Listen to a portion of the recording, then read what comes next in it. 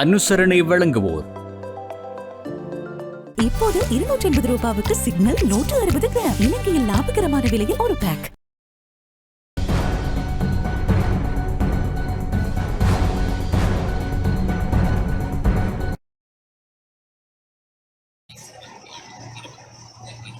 வணக்கம். டான் தமிழொலியின் இரவு நேர பிரதான செய்தி அறிக்கையோடு இணைந்திருக்கும் நான் ஜெகநாதன் சஜித். முதலில் தலைப்புச் செய்திகள்.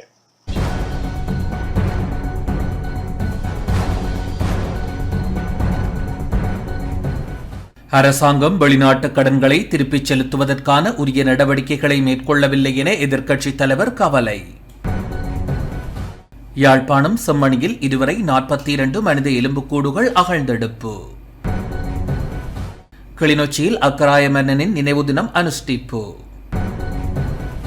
வடக்கு மாகாண பட்டதாரிகளுக்கு விரைவில் ஆசிரியர் நியமனம் வழங்கப்பட உள்ளதாக நாடாளுமன்ற உறுப்பினர் மா ஜெகதீஸ்வரன் தகவல். மட்டக்களப்பு மாநகர முச்சக்கர வண்டி சாரதிகள் சங்கத்தினருக்கும் மாநகர முதல்வருக்கும் இடையில் சந்திப்பு. அமெரிக்காவின் டெக்சாஸில் ஏற்பட்டுள்ள வெள்ளப்பெருக்கினால் 13 பேர் உயிரிழப்பு.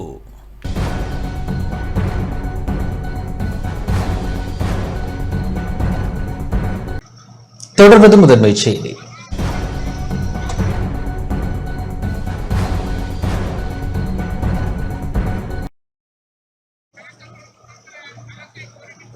அரசாங்கம் வெளிநாட்டு கடன்களை திருப்பிச் செலுத்துவதற்கான உரிய நடவடிக்கைகளை மேற்கொள்ளவில்லை என எதிர்க்கட்சித் தலைவர் சஜித் பிரேமதாச தெரிவித்துள்ளார்.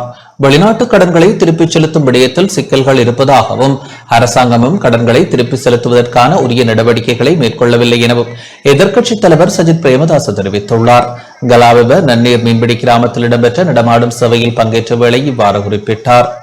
ஒரு நாடாக 2028 ஆண்டிற்குள் நமது வெளிநாட்டு கடனை திருப்பி செலுத்த வேண்டியிருக்கிறது. தற்போதைய அரசாங்கம் முந்தைய அரசாங்கத்தால் எட்டப்பட்ட சர்வதேச நாணய நிதிய இணக்கப்பாட்டில் எந்த திருத்தங்களையும் மேற்கொள்ளாது. அதே முறையில் முன்னெடுத்து செல்கிறது. ஏற்றுமதியில் பிரச்சனைகள் காணப்படுகின்றமையால் வெளிநாட்டு கடன்களை எவ்வாறு திருப்பி செலுத்துவது என்ற விடயத்தில் சிக்கல்கள் நிலவுகின்றன. கடனை திருப்பி செலுத்த பொருளாதார வளர்ச்சி 5% அமைந்து காணப்பட வேண்டும். இந்த ஆண்டு பொருளாதார வளர்ச்சி விகிதம் 3.5%, அடுத்த ஆண்டு 3.1% இருக்கும் என எதிர்ப்பு கூறப்பட்டுள்ளது. 2028 ஆண்டிற்குள் கடனை திருப்பி செலுத்த 5% எட்ட வேண்டும் என்றாலும் இந்த அரசாங்கம் ஏற்றுமதி துறைக்கு உரிய பெருமானத்தை வழங்கவில்லை. முன்னாள் ஜனாதிபதி ரடசிக பிரேமதாச 200 ஆடை தொழிற்சாலைகள் மூலம் நாட்டிற்கு டாலர்களை ஈட்டி தந்தார். தற்போதைய அரசாங்கத்தின் நடவடிக்கைகள் காரணமாக இன்று நமது நாட்டின் ஏற்றுமதிகள் வீழ்ச்சி கண்டு வருகின்றன. இன்னும் இந்த அரசாங்கத்தினால் அமெரிக்க ஜனாதிபதி டொனால்டு டிரம்புடன் ஒரு உடன்பாட்டை எட்ட முடியாமல் போயுள்ளது. நாட்டின் மக்கள் பிரதிநிதிகள் தேர்தல் காலங்களில் மக்கள் மத்தியில் வந்து வாக்குகளை பெற்றுக்கொண்டு அதிகாரத்தை கைப்பற்றியதன் பின்னர் மக்களை மறந்து விடுகின்றனர். நான் இதனை மாற்றியமைத்துள்ளேன். மக்களின் பிரச்சனைகளுக்கு செவிசாய்க்காமை, மக்கள் எதிர்நோக்கும் பிரச்சனைகளுக்கு தீர்வுகளை வழங்காமை, மக்களின் கேள்விகளுக்கு பதில்கள் இல்லாமை போன்ற காரணங்களால் நாட்டில் ஒரு இடைவெளி தோன்றியுள்ளது என குறிப்பிட்டுள்ளார்.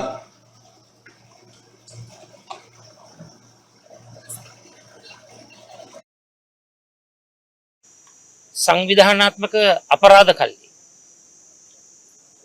මේ රටේ මිනිස් ඝාතන අඛණ්ඩව ක්‍රියාත්මක කරනවා.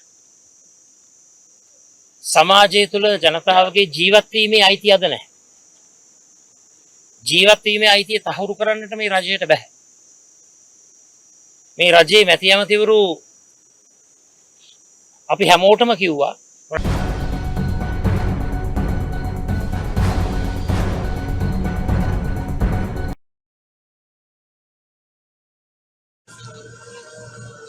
இலங்கை ஒருபோதும் கச்சதீவை விட்டுக் கொடுக்க ஒப்புக்கொள்ளாது என அமைச்சர் விஜிதஹேர தெரிவித்துள்ளார். கச்சதீவை விட்டுக் கொடுக்கும் எண்ணம் இலங்கைக்கு இல்லை என வெளிவிவகார அமைச்சர் விஜிதஹேர தெரிவித்துள்ளார். இது தொடர்பில் இந்தியாவில் ஏற்படும் முரண்பாடுகள் அங்குள்ள அரசியல் கட்சிகளுக்கு இடையிலான பிரச்சனை என அவர் மேலும் தெரிவித்துள்ளார். இந்த பிரச்சனையை தீர்க்க ராஜதந்திர வழிகள் திறந்தே உள்ளன. எனினும் இலங்கை ஒருபோதும் கச்சதீவை விட்டுக் கொடுக்க ஒப்புக்கொள்ளாது என்பது உறுதி என குறிப்பிட்டுள்ள அமைச்சர் இது சர்வதேச சட்டத்தால் நிறுவப்பட்டது என குறிப்பிட்டார்.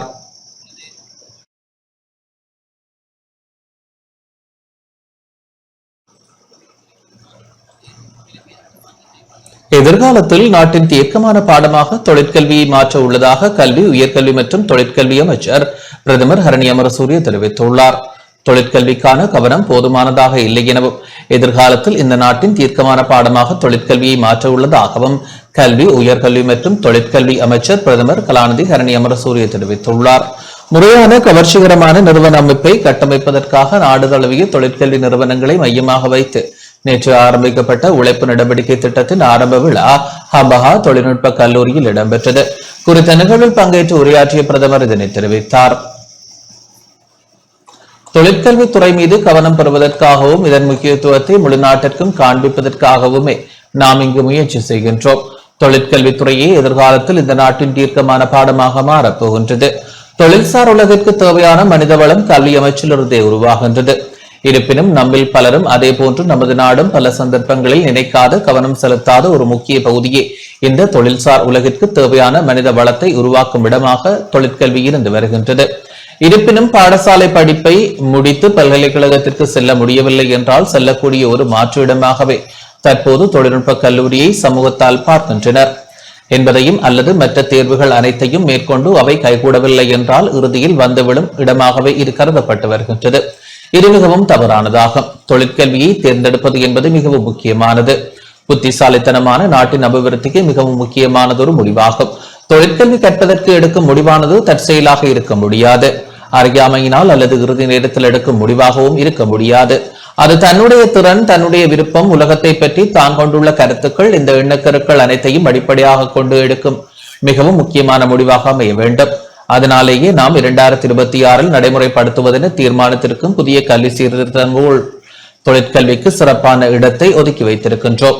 கல்வி சீர்திருத்தம் என்பது சிறிய விடயமல்ல. அது பாடத்திட்டத்தை மாற்றுவதற்கு அப்பாற்பட்ட பாரிய திட்டமாகும்.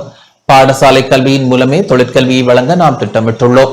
அதன் மூலமே அரசு எதிர்பார்க்கும் மறுமலர்ச்சி யுகத்திற்கு தேவையான மனித வளத்தை உருவாக்க, அந்த மனித வளத்தை மேம்படுத்த நாம் நடவடிக்கை எடுக்க இருக்கின்றோம்.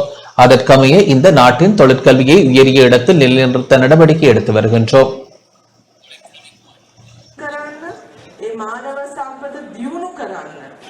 අධ්‍යාපන ක්‍රමය තුළ අපි ආරම්භ කරන ඒ විශාල වැඩ කොටසේ වැදගත්ම ශේෂ්ත්‍රයක් බවට වෘත්ති நாட்டில் மாபெரும் மாற்றத்தை ஏற்படுத்துவதே தமது எதிர்பார்ப்பாகும் என நிகழ்வில் உரையாற்றிய தொழிற்கல்வி பிரதியமைச்சர் நலின் ஹேவகே தெரிவித்தார். அரசின் கொள்கையான வளமான நாடு, அழகான வாழ்க்கை மூலம் மறுமலர்ச்சி யுகத்தை நோக்கி நாட்டை வழிநடத்துவதற்காக மாபெரும் சீர்திருத்தங்கள் இந்த காலகட்டத்தில் நடைபெற்றுக் கொண்டிருக்கிறது.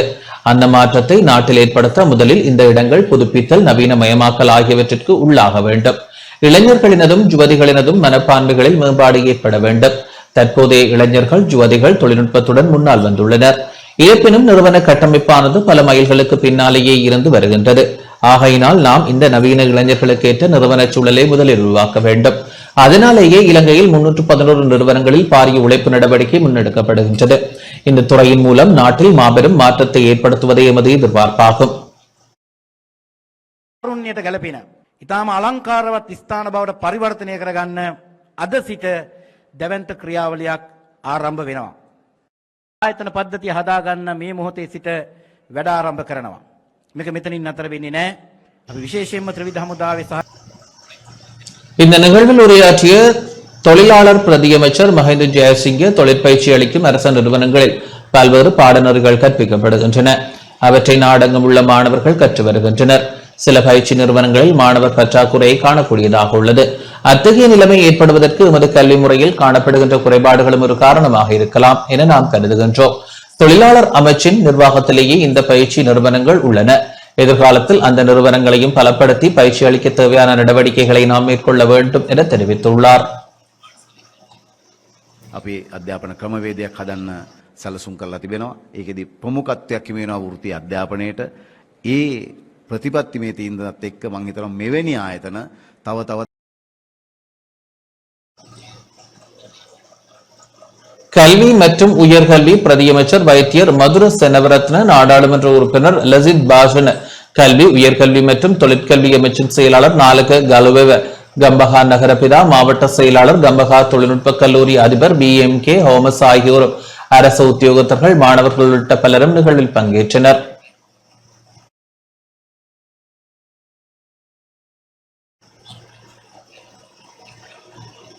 யாழ்ப்பாணம் செம்மணியில் இதுவரை 42 மனித எலும்புக்கூடுகள் அகழ்ந்தெடுக்கப்பட்டுள்ளன. யாழ்ப்பாணம் செம்மணி சித்துப்பாத்தி மனித புதைகுழியிலிருந்து இதுவரை 42 மனித எலும்புக்கூடுகள் முழுமையாக அகழ்ந்தெடுக்கப்பட்டுள்ளன. மனித புதைகுழியின் 2ஆம் கட்ட அகழ்வுப் பணி இன்று 10வது நாளாக யாழ்ப்பாண நீதவான் நீதிமன்ற நீதிபதி ஏ ஆனந்தராஜா முன்னிலையில் இடம்பெற்றது. இதன்போது புதிதாக அகழ்வுப் பணிகள் ஆரம்பிக்கப்பட்ட இடத்திலும் ஒரு மனித மண்டையோடு அடையாளம் காணப்பட்டுள்ளது. அதன் அடிப்படையில் 1ஆம் மற்றும் 2ஆம் கட்ட அகழ்வுப் பணிகளின் போது இதுவரை 45 மனித எலும்புக்கூடுகள் அடையாளம் காணப்பட்டுள்ளன.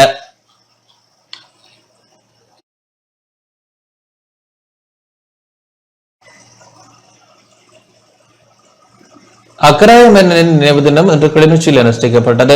13ஆம் நூற்றாண்டில் புலனர்வை ராசதானிக்கு பின்னர் வன்னி பிரதேசத்தை ஆட்சி செய்த தமிழ் மன்னர்களில் ஒருவரான அக்கராய மன்னனின் நினைவு தினம் இன்று அனுஷ்டிக்கப்பட்டது. இவர் ஆட்சி செய்த பிரதேசம் அக்கராயன் என்ற பெயரிலேயே அழைக்கப்படுகின்றது.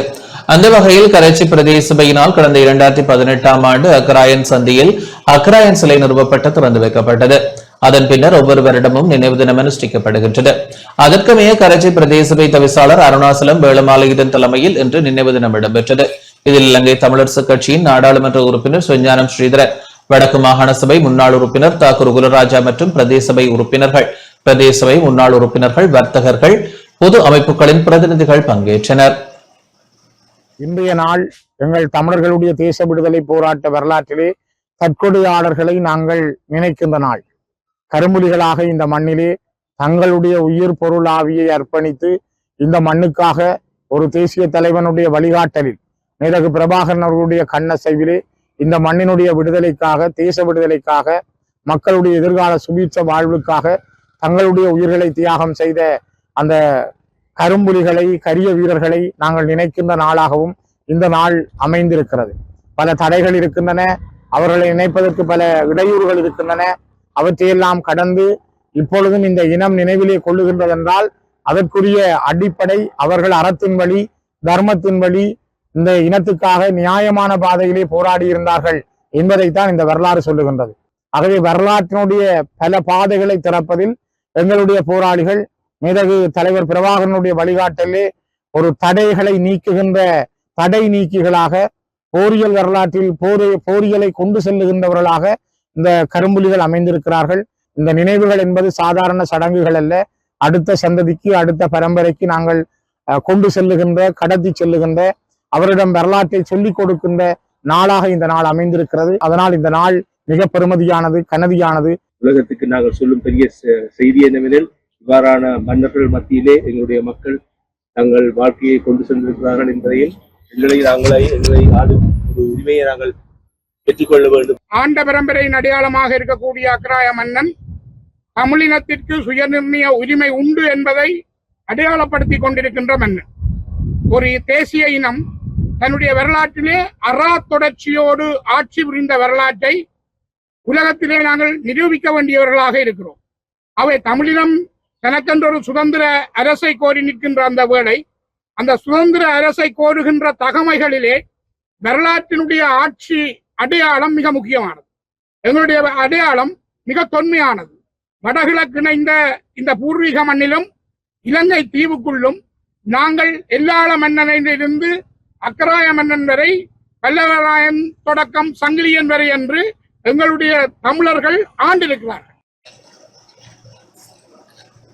திருவோணமலை மாவட்ட முன்னாள் நாடாளுமன்ற உறுப்பினர் தங்கதுரையின் 28வது நினைவு தினம் இன்று அனுஷ்டிக்கப்பட்டது. திருவோணமலை மாவட்ட முன்னாள் நாடாளுமன்ற உறுப்பினர் அமரர் அருணாசலம் தங்கதுரையின் 28வது நினைவு தின அஞ்சலி நிகழ்வு மூதூர் கிளிவெட்டியில் இன்று காலை இடம்பெற்றது. அமரர் தங்கதுரையின் சொந்த ஊரான மூதூர் கிளிவெட்டியில் அமைக்கப்பட்டுள்ள அன்னாரது திருவுருவ சிலைக்கு மலர் மாலை அணிவிக்கப்பட்டு மலர் தூவி ஒரு நிமிட மௌன அஞ்சலி செலுத்தப்பட்டது. நாடாளுமன்ற உறுப்பினர் சண்முகம் குகதாசன், மூதூர் பிரதேச சபை தவிசாளர் எஸ் பிரகலாதன், மூதூர் பிரதேச சபை இலங்கை தமிழரசு கட்சி உறுப்பினர்கள், அமரர் தங்கதுரையின் குடும்ப உறுப்பினர்கள், பிரதேச மக்கள், பாடசாலை மாணவர்கள், சமூக ஆர்வலர்கள் என பலர் நிகழ்வில் கலந்து கொண்டனர். 1997ஆம் ஆண்டு ஆடி மாதம் 5ஆம் தேதி மாலை திருவோணமலை நகரில் உள்ள ஸ்ரீ சண்முக வித்தியாலயத்தில் இடம்பெற்ற நிகழ்வுகளின் போது குண்டு தாக்குதலுக்கு இலக்காகி கல்வியியலாளர்களுடன் அப்போது நாடாளுமன்ற உறுப்பினராக இருந்த தங்கதுரையும் உயிரிழந்தமை குறிப்பிடத்தக்கது. அமரர் மாண்புமிகு அருணாசலம் தங்கத்துறை ஐயாவினுடைய 28வது நாள் நினைவையொட்டி இன்று அவருடைய திருவுருவச் சிலைக்கு தமிழ் மக்களாகிய நாங்கள் மலர் தூவி அஞ்சலி செலுத்தி இருக்கின்றோம். திரு மாண்புமிகு தங்கத்துரை ஐயா அவர்கள் மூதூர் பாதையினுடைய கல்வியை தூக்கி நிறுத்தியவர். அவர் ஒரு மக்கள் சேவகன் அழுக்காமல் அமைச்சுக்களுக்கு நானும் அவருடன் ஏறியிருக்கிறேன். 70ஆம் ஆண்டிலிருந்து நான் அவரை அறிவேன். அவர் இறக்கும் வரையும் அவருடன் நெருங்கிய தொடர்பில் இருந்தேன். கொழும்பிலே நான் பல்கலைக்கழகத்தில் படிக்கிற காலத்தில் தம்பி சும்மா இருந்தா போக அமைச்சுக்களுக்கு ஏறி இறங்குவார். சிறப்பாக கல்வி அமைச்சிலே நிறைய ஆசிரியர் நியமனங்களை அவர் பெற்று மூதூருடைய கல்வி வளர்ச்சிக்கு அயராது உழைத்திருக்கின்றார். அது மட்டுமில்லாம பொதுவான திருவண்ணாமலை மாவட்டத்தினுடைய அபிவிருத்திக்கும் அவர் ஆற்றிய அரும்பணிகள் அளவிட முடியாதவை. அவருடைய இழப்புங்களுக்கு எல்லாம் பேரிழப்பு. வடக்கு மாகாண பட்டதாரிகளுக்கு விரைவில் ஆசிரியர் நியமனம் வழங்கப்பட உள்ளதாக நாடாளுமன்ற உறுப்பினர் மா ஜெகதீஸ்வரன் தெரிவித்துள்ளார். புதிய சுற்று நிருபத்திற்கு அமைய வடக்கு மாகாணத்தில் 1756 பட்டதாரிகளுக்கு ஆசிரியர் நியமனம் வழங்கப்பட உள்ளதாகவும் பட்டதாரிகளுக்கான போட்டி பரீட்சையின் போது மாவட்ட ரீதியில் தேவைக்கு ஏற்ப வெட்டப்புள்ளிகளை வழங்க யோசனை முன்வைக்கப்பட்டுள்ளதாகவும் தேசிய மக்கள் சக்தியின் வன்னி மாவட்ட நாடாளுமன்ற உறுப்பினர் மா ஜெகதீஸ்வரன் தெரிவித்துள்ளார். இன்று வவுனியாவில் உள்ள அலுவலகத்தில் ஊடக சந்திப்பை நடத்திய வேளை இவ்வாறு குறிப்பிட்டார். வவுனியா மாவட்டத்தை பொறுத்தவரையிலே வவுனியா மாவட்டத்தில் நீண்ட காலமாக குளங்கள் புனரமைக்கப்படாமலும் தூர்வாராமலும் அதே நேரத்தில் பழுதடைந்த குளங்களை திருத்தி அமைக்க வேண்டிய நிலைப்பாடும் நீண்ட காலமாக இருக்கின்றது. இதனை விசேட கவனம் செலுத்தி இந்த நிதியுதவியின் ஊடாக எங்களுக்கு செய்து தர வேண்டும் என்று கோரிக்கை விடுத்திருக்கின்றோம். குளங்கள் புனரமைக்கும் பட்சத்திலே சிறுபோக நெற்செய்கையை கூடுதலாக மேற்கொள்ளக்கூடிய வாய்ப்பு ஏற்படுகின்றது. இதன் மூலம் விவசாயிகளின் பொருளாதாரம் மட்டுமல்ல எமது பிரதேசத்தினுடைய அரிசி தேவையையும் பூர்த்தி செய்யக்கூடியதாக இருக்குது. எனவே நாங்கள் அதில் மிகுந்த கூடிய கவனம் செலுத்த இருக்கின்றோம். அதற்கு முதலாவதாக நாங்கள் முன்னுரிமை வழங்க இருக்கின்றோம். அதனை அடுத்து இன்னொரு பிரதானமான விடயமாக தற்பொழுது கல்வியிலே இடமாற்றங்கள் தொடர்பான பிரச்சனை மிகுந்த பூதாகாரமான ஒரு விடயமாக காணப்படுகின்றது. நாங்கள் நகர்ப்புறங்களிலே எடுத்து நோக்கினால் ஆசிரியர் பற்றாக்குறை இருந்தாலும் கூட மாணவர்கள் ஒரு மேலதிக வகுப்பு ஒரு டியூஷன் வகுப்பு வசதிகளோ இருக்கின்றது. ஆனால் இவ்வகையான பிரதேசங்களை எடுத்துக்கொண்டால் பாடசாலை கல்வியை தவிர அவர்களுக்கு வேறு மார்க்கமே கிடையாது. எனவே இந்த இடமாற்றங்களை மேற்கொள்ளும் பொழுது மாகாண கல்வி படிமனை இந்த விடயத்தில் மிகுந்த கரிசனையோடு செயற்பட வேண்டும் என்று நான் அன்பாக கேட்டுக்கொள்கின்றேன். அது மட்டுமல்லாமல் நமது அரசாங்கம் கிட்டத்தட்ட வடக்கு மாகாணத்திலே 3517 பற்றாக்குறை ஆசிரியர் பற்றாக்குறை காணப்படுகின்றது. அதற்காக நாங்கள் அரசாங்கம் சுற்று நிறுவனத்தின் மூலமாக இந்த பட்டதாரி ஆசிரியர்களை உள்வாங்குவதற்கான சுற்று நிறுவனம் வெளியிடப்பட்டது. அந்த சுற்று நிறுவனத்திலே வடக்கு மாகாணம் மட்டுமில்லை ஏனைய மாகாணங்களிலே சுற்று நிறுவனத்திலே பல்வேறுபட்ட பிழைகள் இருக்கின்றன. அதே போல மாற்றங்கள் செய்யப்பட வேண்டிய தேவை இருக்கின்றன. அதனால் அந்த சுற்று நிறுவனம் பட்டதாரிகள் மக்களின் வேண்டுகோளுக்கு ரத்து செய்யப்பட்டது. புதிய சுற்று நிருபம் வெளியிடப்பட்டிருக்கின்றது. அந்த புதிய சுற்று நிருபத்திலே கிட்டத்தட்ட 1756 ஆசிரியர்கள் வடக்கு மாகாணத்தில் உள்வாங்கப்பட இருக்கின்றார்கள். கிட்டத்தட்ட 50% பற்றாக்குறையிலிருந்து 50% ஆசிரியர்கள் உள்வாங்கப்பட இருக்கின்றார்கள். இதன் மூலமாக கணிசமான ஆசிரியர் பற்றாக்குறையை நாங்கள் இந்த வடக்கு மாகாணத்திலே நிவர்த்தி செய்யக்கூடியதாக இருக்கும். இதை விரைவாக செய்ய வேண்டியிருக்கின்றது. மட்டக்களப்பு மாநகர முச்சக்கரவண்டி சாரதிகள் சங்கத்தினருக்கும் மாநகர சபை முதல்வருக்கும் இடையிலான கலந்துரையாடல் இன்று இடம்பெற்றது. மட்டக்களப்பு மாநகர சபைக்கு 8வது முதல்வராக தெரிவு செய்யப்பட்டுள்ள முதல்வர் சிவம் பாக்கியநாதன் மற்றும் பிரதி முதல்வர் வை தினேஷ்குமார், மாநகர ஆணையாளர் என் தனஞ்சயன் ஆகியோருக்கும் மட்டக்களப்பு மாநகர முச்சக்கரவண்டி சாரதிகள் சங்கத்தினருக்கும் இடையில் இன்று கலந்துரையாடல் இடம்பெற்றது. மாநகர முச்சக்கரவண்டி சாரதிகள் சங்கத்தின் தலைவர் எஸ் ஜெயபிரகாஷ், ஆலோசகர் தீபாகரன் ஆகியோர் தலைமையில் சங்க உறுப்பினர்கள் கலந்துரையாடலில் கலந்து கொண்டனர். முச்சக்கர வண்டி சாரதிகள் எதிர்நோக்கும் பிரச்சனைகள் தொடர்பில் இதன்போது ஆராயப்பட்டது. மாநகர முதல்வர் மற்றும் பிரதி முதல்வர் ஆணையாளர் ஆகியோர் முச்சக்கர வண்டி சாரதிகளால் கௌரவிக்கப்பட்டமை குறிப்பிடத்தக்கது.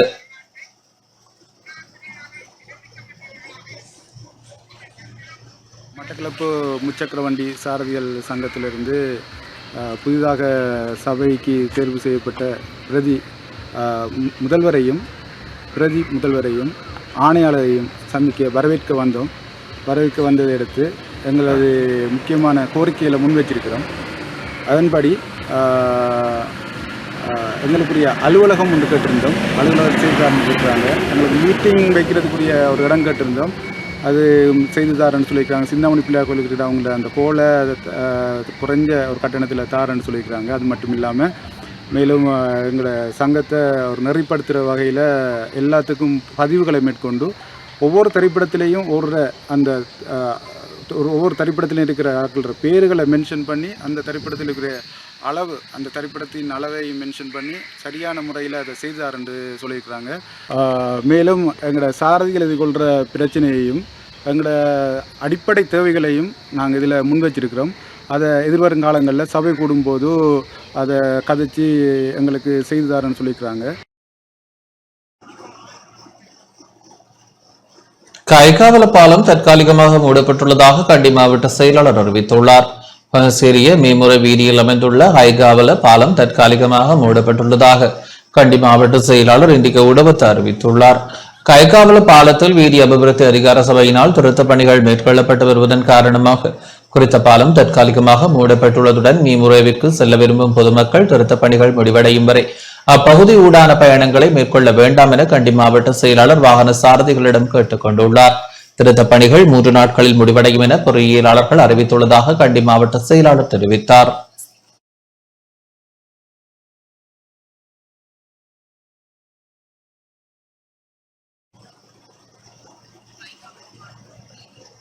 போலீசார் நேற்றிரவு நடத்திய சோதனை நடவடிக்கைகளின் போது 300 சந்தேக நபர்கள் கைது செய்யப்பட்டுள்ளனர். ராகம, கந்தாரை மற்றும் பத்தளை பகுதிகளில் நேற்றிரவு நடத்திய சோதனை நடவடிக்கைகளின் போது 300 சந்தேக நபர்கள் கைது செய்யப்பட்டுள்ளனர். பொதுமக்கள் பாதுகாப்பு அமைச்சு விடுத்துள்ள அறிக்கையில் இந்த விடயம் குறிப்பிடப்பட்டுள்ளது. கடந்த 3ஆம் தேதி கந்தானை மற்றும் ராகம பகுதிகளில் இடம்பெற்ற துப்பாக்கிச் சூட்டு சம்பவங்களினால் 2 பேர் உயிரிழந்தனர். இந்த நிலையில் அந்த பகுதி மக்களின் பாதுகாப்பை உறுதி செய்வதற்காக போலீசார், ராணுவத்தினர், விசேட அதிரடிப்படையினர் மற்றும் கடற்படையினர் இணைந்து தேடுதல் நடவடிக்கையை மேற்கொண்டனர். இதன்போது குறித்த சந்தேக நபர்கள் கைது செய்யப்பட்டுள்ளனர். சர்வதேச நாணய நிதியத்துடன் அரசாங்கம் இணைந்து செயற்பட்டு வருகின்றது என அமைச்சர் பிமல் ரத்நாயக தெரிவித்துள்ளார். சர்வதேச நாணய நிதிய திட்டத்திலிருந்து வெளியே வருவோம் என போக்குவரத்து அமைச்சர் பிமல் ரத்நாயக தெரிவித்துள்ளார். புலனர்வையில் இடம்பெற்ற நிகழ்வு ஒன்றில் பங்கேற்ற பின்னர் ஊடகங்களுக்கு கருத்து தெரிவிக்கும் போதே அவர் இதனை தெரிவித்தார். சர்வதேச நாணய நிதிய திட்டத்தில் இருந்து கொண்டே அரசு சேவையை பலப்படுத்த முடிந்துள்ளது. தற்போதைய அரசாங்கத்திற்கு அனுபவம் இல்லை என பலர் குற்றம் சுமத்தினாலும் ஜனாதிபதி அனுரகுமார் திசாநாயக்கவின் தலைமையின் கீழ் எந்த ஒரு சவாலையும் வெற்றி கொண்டு நாட்டை அபிவிருத்தி செய்ய முடிந்துள்ளது. சர்வதேச நாணய நிதியத்துடன் அரசாங்கம் இணைந்து செயல்பட்டு வருகின்றது. 2027ஆம் ஆண்டு டிசம்பர் மாதம் இலங்கை இந்த திட்டத்திலிருந்து விலகிக் கொள்ளும். இந்த விடயத்தை ஜனாதிபதி அனுரகுமார் திசாநாயக்க சர்வதேச நாணய நிதியத்தின் பிரதானிக்கு நேரடியாகவே கூறியுள்ளார்.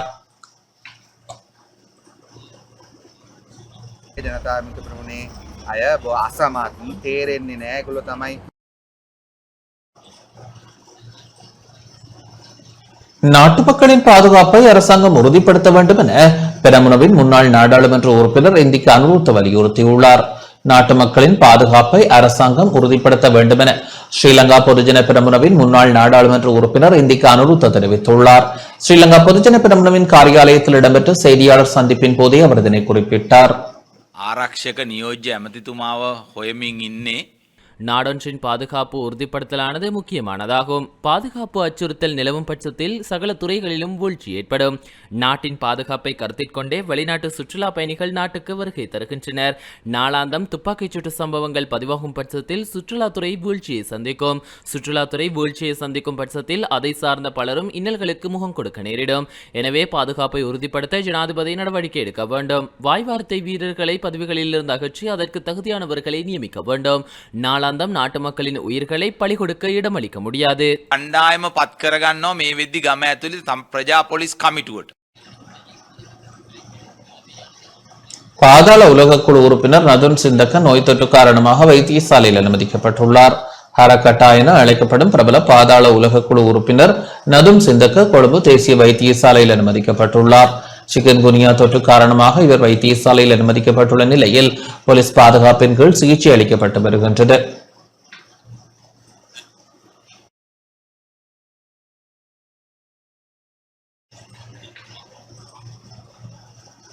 யாழ்ப்பாண மாவட்ட கூட்டுறவு சபை நடத்திய 103வது சர்வதேச கூட்டுறவு தின விழா இன்று இடம்பெற்றது. யாழ்ப்பாண மாவட்ட கூட்டுறவு சபை நடத்திய 103வது சர்வதேச கூட்டுறவு தின விழா இன்று யாழ்ப்பாணம் கூட்டுறவாளர் வீரசிங்க மண்டபத்தில் இடம்பெற்றது. யாழ்ப்பாணம் மாவட்ட கூட்டுறவு சபை தலைவர் ப. கேசவநாதன் தலைமையில் இடம்பெற்ற நிகழ்வில் பிரதம விருந்தினராக கூட்டுறவு அபிவிருத்தி பிரதி அமைச்சர் உபாலி சமரசிங்க பங்கேற்றார். சிறப்பு விருந்தினராக வடக்கு மாகாண கூட்டுறவு அபிவிருத்தி ஆணையாளர் ந திருலிங்கநாதனும், கௌரவ விருந்தினராக யாழ்ப்பாணம் மாவட்ட கூட்டுறவு ஆணையாளர் கி சந்திரசேகரனும் பங்கேற்றனர். மங்கள விளக்கேற்றி வைக்கப்பட்டதை தொடர்ந்து வரவேற்பு நடனம், வரவேற்புரை, தலைமையுரை, போட்டிகளில் முதலிடம் பெற்றவர்களின் பேச்சுக்கள், கூட்டுறவாளர் உரை, விருந்தினர்களின் உரைகள் என்பன இடம்பெற்றன. அதன் பின்னர் விருந்தினர்கள் கௌரவிக்கப்பட்டனர். பாடசாலைகளுக்கிடையே நடத்தப்பட்ட கட்டுரை, கவிதை, பேச்சு ஆகிய போட்டிகளில் வெற்றியீட்டிய மாணவர்களுக்கான பரிசில்களும் வழங்கப்பட்டன. போட்டிகளில் பங்கு பெற்று வெற்றியீட்டிய கூட்டுறவு நிறுவனங்களின் அங்கத்தவர்கள் மற்றும் பணியாளர்களுக்கான பரிசில்களும் வழங்கி வைக்கப்பட்டன. 103வது கூட்டுறவு தினத்தை முன்னிட்டு நடத்தப்பட்ட மைதான நிகழ்ச்சிகளில் பங்கு பெற்று வெற்றியீட்டியவர்களுக்கு பரிசில்களும், சிங்கள கற்கை நெறியை பூர்த்தி செய்த மாணவர்களுக்கான சான்றிதழ்களும் வழங்கி வைக்கப்பட்டன. இதன்போது கூட்டுறவு நிறுவனங்களில் பணியாற்றும் தெரிவு செய்யப்பட்ட சிறந்த ஊழியர்கள் கௌரவிக்கப்பட்டனர். இந்த நிகழ்வில் கூட்டுறவு சபையினர், கூட்டுறவு பணியாளர்கள், மாணவர்கள், பெற்றோர்கள் என பலர் பங்கேற்றனர்.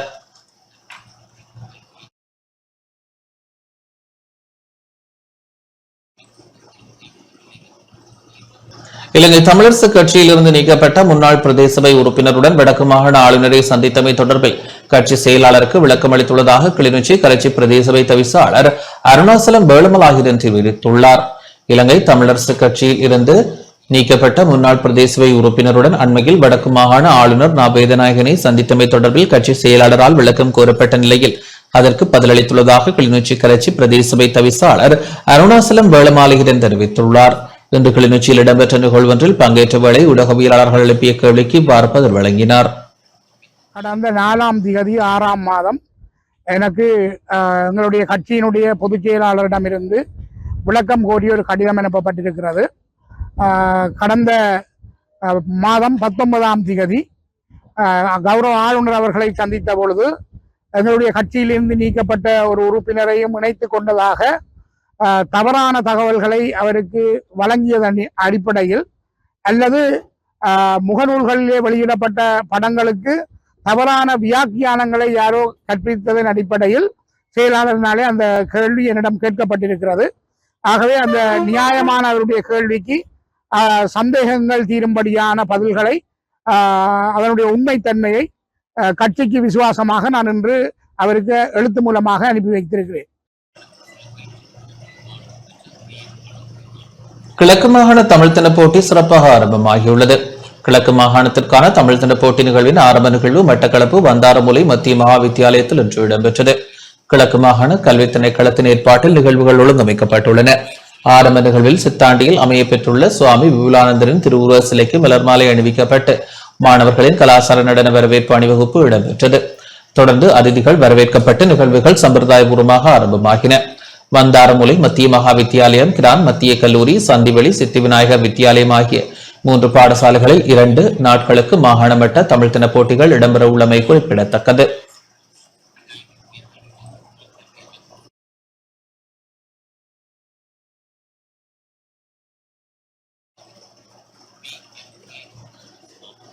திருகோணமலை செல்வநாயகபுரம் இந்து மகா வித்தியாலய மாணவர்களால் போசாக்கு மாதத்தினை முன்னிட்டு விழிப்புணர்வு ஊர்வலம் முன்னெடுக்கப்பட்டது.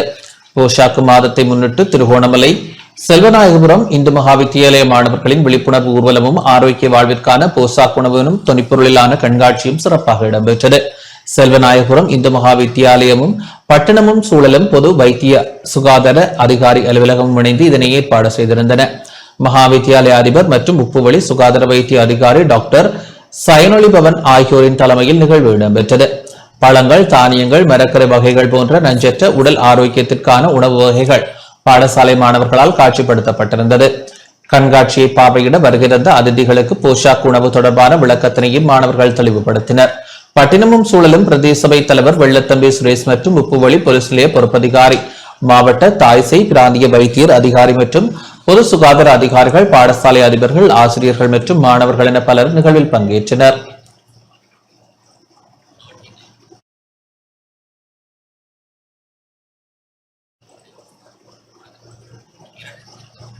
கொழும்பு கொட்டாஞ்சேனை குட்சபெட் கன்னியர்மட மாணவர் பாராளுமன்ற அமர்வு ஜனாதிபதி அலுவலகத்தில் இடம்பெற்றது.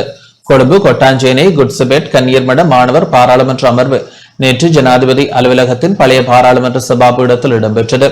ஜனாதிபதி அலுவலகம், கல்வி அமைச்சு மற்றும் இலங்கை பாராளுமன்ற தொடர்பாடல் பிரிவு ஆகியவற்றினால் பாடசாலை மாணவர்களுக்காக செயல்படுத்தப்படும் விஷன் திட்டத்துடன் இணைந்ததாக கொட்டாஞ்சேனை குட்சபேட் கன்னியர்மட மாணவிகளுக்கு இந்த வாய்ப்பு வழங்கப்பட்டது. இலங்கை பாராளுமன்ற செயலாளர் நாயகம் குஷானி ரோஹன தீரவினால் எதிர்கால தலைமைத்துவம், பாராளுமன்ற மரபின் வரலாறு மற்றும் பாராளுமன்றத்தின் வகிபாகம் குறித்து மாணவர் பாராளுமன்ற உறுப்பினர்களுக்கு தெளிவுபடுத்தப்பட்டது. அதனுடன் இணைந்ததாக மாணவர் பாராளுமன்ற உறுப்பினர்களுக்கு சான்றிதழ் வழங்கப்பட்டது. அத்துடன் இலங்கை வங்கி கணக்குகள் திறக்கப்பட்டன. இந்த நிகழ்வில் பாராளுமன்ற பிரதி சபாநாயகர் ரிஸ்வி சாலி, குழுக்களின் பிரதி தலைவர் ஹேமாலி வீரசேகர, ஜனாதிபதியின் சிரேஷ்ட மேலதிக செயலாளர் KMN குமாரசிங்க, ஜனாதிபதி செயலக மக்கள் தொடர்பு பணிப்பாளர் நாயகம் தர்மஸ்ரீ கமகே, முப்படை ஒருங்கிணைப்பு பணிப்பாளர் அஸ்ரி கல்லகே, உதவி பணிப்பாளர் நதி கதங்கொல்ல, கொட்டாஞ்சேனை குட்சபெட் கன்னியர்மட அதிபர் மேரி திலானி ஜெயமான் மற்றும் ஆசிரியர்கள் பங்கேற்றனர்.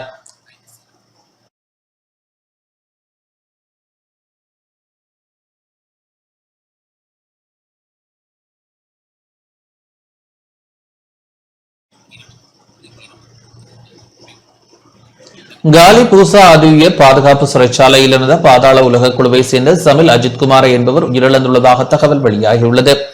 காலி பூசா அதுவியர் பாதுகாப்பு சிறைச்சாலையில் இருந்த பாதாள உலக குழுவை சேர்ந்தவரும் போதைப்பொருள் கடத்தல் காரணமான தேவேந்திர குடு சமில் என்று அழைக்கப்படும் நாராதோட்ட ஹேவகே சமில் அஜித்குமார் என்பவர் உயிரிழந்துள்ளதாக தகவல் வெளியாகியுள்ளது. சுகையினம் காரணமாக காலி கராப்பட்டிய வைத்தியசாலையில் நீண்ட நாட்கள் சிகிச்சை பெற்று வந்த நிலையில் நேற்று காலை சிகிச்சை பலனின்றி உயிரிழந்துள்ளதாக சிறைச்சாலை அதிகாரிகள் தெரிவித்துள்ளனர். தேவேந்திர குடுசமில் என்பவர் 2000ஆம் ஆண்டு நவம்பர் மாதம் 14ஆம் தேதி வழக்கு விசாரணை ஒன்றுக்கு வேனில் பயணித்த 5 பேரை சுட்டுக் கொலை செய்த குற்றத்திற்காக மரண தண்டனை விதிக்கப்பட்டவர் ஆவார்.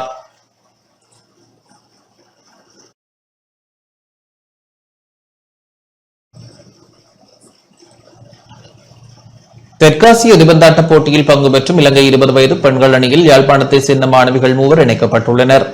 தெற்காசிய எதிர்பந்தாட்ட வெற்றிக்கிண்ண போட்டியில் பங்கு பெற்றும் இலங்கை 20 வயது பெண்கள் தேசிய அணியில் யாழ்ப்பாணம் மகாஜன கல்லூரியை சேர்ந்த மாணவிகள் 3 இடம் பிடித்துள்ளனர். ஜே லயன்சிகா, டி இசஸ்மி, எஸ் ஹம்சியா ஆகிய வீராங்கனைகள் இடம்பெற்றுள்ளனர்.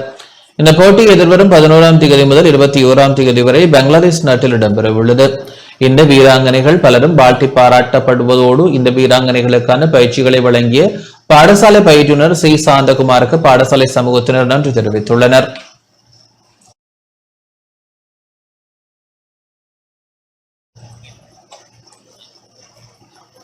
மட்டக்களப்பு களுவாஞ்சிக்குடியில் டெங்கு ஒழிப்பு நடவடிக்கைகள் துரித கதியில் இடம்பெற்று வருகின்றன. மட்டக்களப்பு களுவாஞ்சிக்குடி பிராந்திய சுகாதார வைத்திய அதிகாரி பிரிவிற்குட்பட்ட கிராமங்களில் தொடர்ச்சியாக டெங்கு நுழம்பு பெருகும் இடங்கள் இனங்காணப்பட்டு அவற்றை அழித்தொழிக்கும் நடவடிக்கை முன்னெடுக்கப்பட்டு வருகின்றது.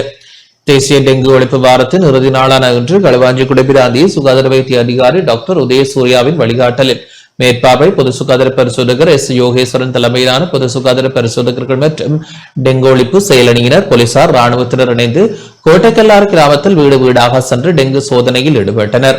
இதன்போது டெங்கு நுழம்புகள் பெருகும் வகையில் சுற்றுப்புறத்தை அசுத்தமாக வைத்திருத்தல் மற்றும் டெங்கு நுழம்புகள் இனங்காணப்பட்ட வீடுகளின் உரிமையாளர்களுக்கு எதிராக சிவப்பு எச்சரிக்கை அறிவித்தல் விடுக்கப்பட்டதுடன் சட்ட நடவடிக்கை எடுக்கப்பட்டமை குறிப்பிடத்தக்கது.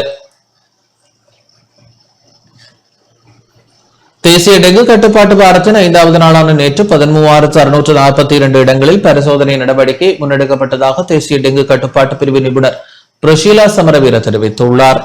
இவ்வாறு நேற்று நடத்தப்பட்ட சோதனையின் போது நுழம்புகள் பெருகக்கூடிய 3,886 இடங்கள் அடையாளம் காணப்பட்டதுடன் அவற்றில் 382 இடங்கள் நுழம்பு குடம்பிகள் இருப்பதும் அடையாளம் காணப்பட்டது. 5வது நாளில் 396 சிவப்பு அறிவிப்புகளை வெளியிட நடவடிக்கை எடுக்கப்பட்டதுடன் 100 பேர் மீது சட்ட நடவடிக்கைகள் முன்னெடுக்கப்பட்டன. கடந்த 30ஆம் தேதி முதல் இதுவரை தேசிய டெங்கு கட்டுப்பாட்டு வாரத்தை முன்னிட்டு நடத்தப்பட்ட பரிசோதனைகளின் போது 1,11,031 இடங்கள் பரிசோதனை செய்யப்பட்டன. இதுவரை நுழம்பு குடம்பிகள் உள்ள 3,357 இடங்கள் கண்டறியப்பட்டுள்ளன. அத்துடன் 2,999 சிவப்பு அறிவிப்புகள் வெளியிடப்பட்டுள்ளதுடன் 673 பேருக்கு எதிராக சட்ட நடவடிக்கைகள் மேற்கொள்ளப்பட்டுள்ளன என தேசிய டெங்கு கட்டுப்பாட்டு பிரிவு நிபுணர் பிரஷீலா சமரவீர குறிப்பிட்டுள்ளார்.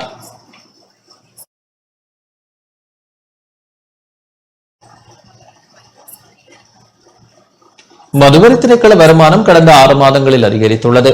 கடந்த 6 மாதங்களில் 120.5 பில்லியன் ரூபாவை வருமானமாக ஈட்டியுள்ளதாக மதுவரி திணைக்களம் தெரிவித்துள்ளது. இந்த வருமானமானது நிதியமைச்சினால் வழங்கப்பட்டுள்ள இலக்கில் 102.6% வளர்ச்சியாகும் என அந்த திணைக்களம் குறிப்பிட்டுள்ளது. 2022 ஆண்டில் 170.3 பில்லியன் ரூபாவும் 2023 ஆண்டில் 178.6 பில்லியன் ரூபாவும் 2024 226.7 பில்லியன் ரூபாவும் வருமானமாக ஈட்டப்பட்டன. ஒவ்வொரு அரசாங்கமும் மதுபானம் மற்றும் புகையிலை அடிப்படையில் வரி விதிப்புகளை மேற்கொண்டுள்ளமையானது அவர்களின் வருமானத்தை அதிகரிப்பதற்காக மாத்திரமன்றி அதன் உற்பத்தி நுகர்வுகளை கட்டுப்படுத்துவதற்காகவும் என மதுவரி திணைக்களம் தெரிவித்துள்ளது.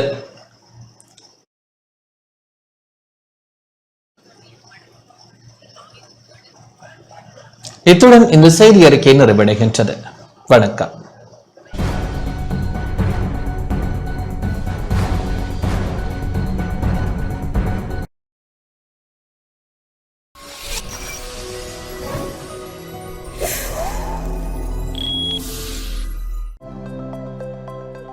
அனுசரணை வழங்கியோர் இப்போது 280 ரூபாவுக்கு சிக்னல் 160 கிராம். இலங்கையில் லாபகரமான விலையில் ஒரு பேக்.